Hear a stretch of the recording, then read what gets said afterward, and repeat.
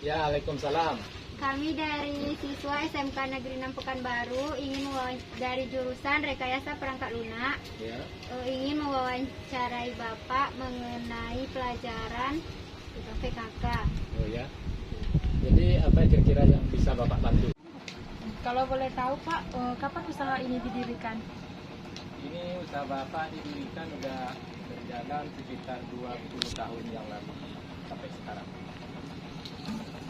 Berapa modal awal yang diperlukan untuk memulai usaha batu bata seperti sampai sekarang? Kalau modal awalnya itu kita tergantung kebutuhan. Yang pertama itu yang jelas dana operasi, itu yang pertama. Yang kedua ada gerobak kayunya, itu ada mesin presnya. Yang ketiga ada lagi kayu bakarnya, dan kemudian baru ditambah lagi untuk biaya yang lain-lain untuk orang kerja dan macam-macam lah. Jadi mungkin kalau kita bakar batu batanya sekitar 40.000, itu mungkin kita membutuhkan dana sampai mungkin sekitar 6 juta sampai 7 jutaan. Bagaimana tahapan-tahapan dalam proses membuat batu bata dari awal? Kalau prosesnya dirasa kalau zaman dulu itu amat sulit berasa ya. Soalnya kalau dulu tuh kami pakai kerbau. Itu harus dirancang dulu, kemudian dibongkar, baru dicetak. Kalau sekarang beda lagi. Sekarang sebenarnya usaha ini semakin lama dia semakin berkembang, dan juga teknologi itu semakin maju. Jadi kami sekarang sudah membutuhkan mesin press.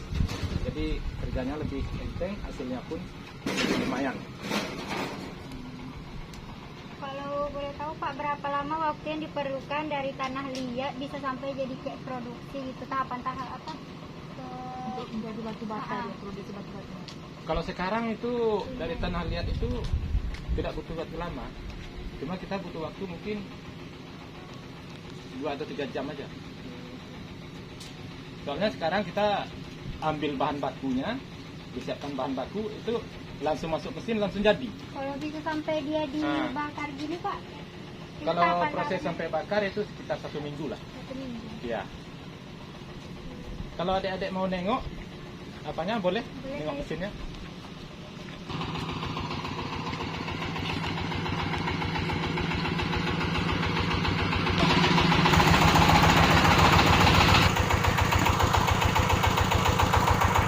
Cara proses pembuatan batu batanya, ini cara prosesnya. Jadi kebetulan pada hari ini anggota kerjanya lagi istirahat karena mesinnya rusak.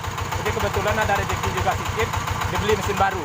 Nah, jadi seharusnya tepatnya besok adik-adik datang bisa langsung nengok bagaimana cara operasinya. Jadi cara operasinya kami jelaskan aja. Ini dicangkul tanah, dimasukkan ke sini. Kemudian diputar pakai molen, dia langsung keluar di sini. Melalui moncong babi, kata kalau orang di sini istilahnya moncong babinya. Nanti dipotong pakai ini. Pakai papan. Dikasih papan kayak gini. Nah, ini dikasih papan. Dia keluar dari sini, langsung dipotong. Nah, itu langsung jadi. Itu 7 biji langsung jadi. Jadi kalau kita cetak 10.000, itu butuh waktu mungkin sekitar 8 jam.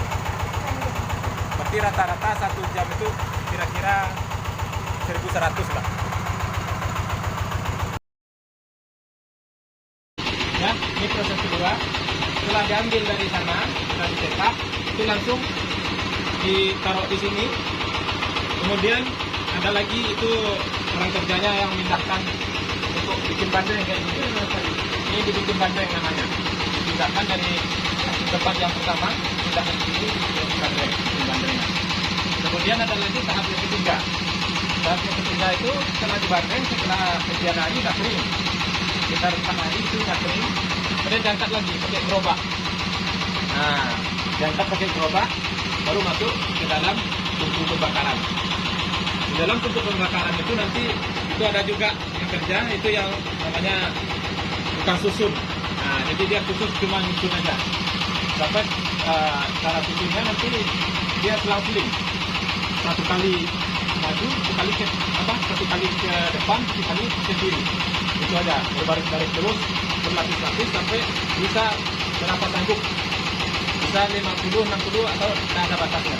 Nah, semakin tinggi itu malah semakin bagus. Kayunya pun semakin mirip.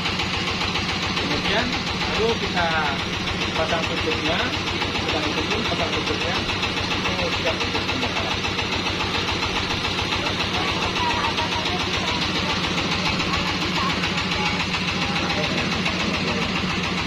Kalau kendala yang pertama sudah jelas mesin.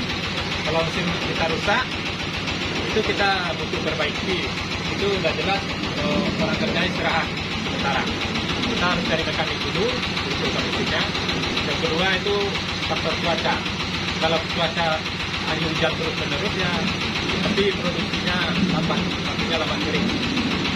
Semakin batu numpuk nggak jalan ya. Nah, itu kalau kendalanya cuma itu. Kalau yang lain-lain cuma sekali kalau tidak ada. Kalau pernah nggak Bapak mengalami faktor kerugian gitu saat jalan lancar?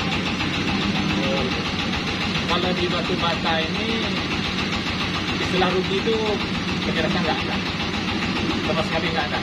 Itu paling minim itu pas modal. Nah, soalnya kita kalau udah di bawah modal kita nggak jual, nggak jual lagi. Biasanya berapa sih Pak harga jual Paling bawah, paling minim kita sekarang ini 230, itu paling minim. Modal kita kalau dikumulasikan semua itu sekitar 220. Berarti untuk cuma 10 perak, 10 bawah. Kalau harga sekarang ini harganya agak cerah sedikit ya, harga 300 sekarang. Ya. Oh itu tergantung pembangunan itu ya, tergantung pembangunan. Apabila pembangunan banyak, itu batu batanya bisa harganya naik terus. Nah, jadi kalau pas pembangunannya kurang, ya kurang juga.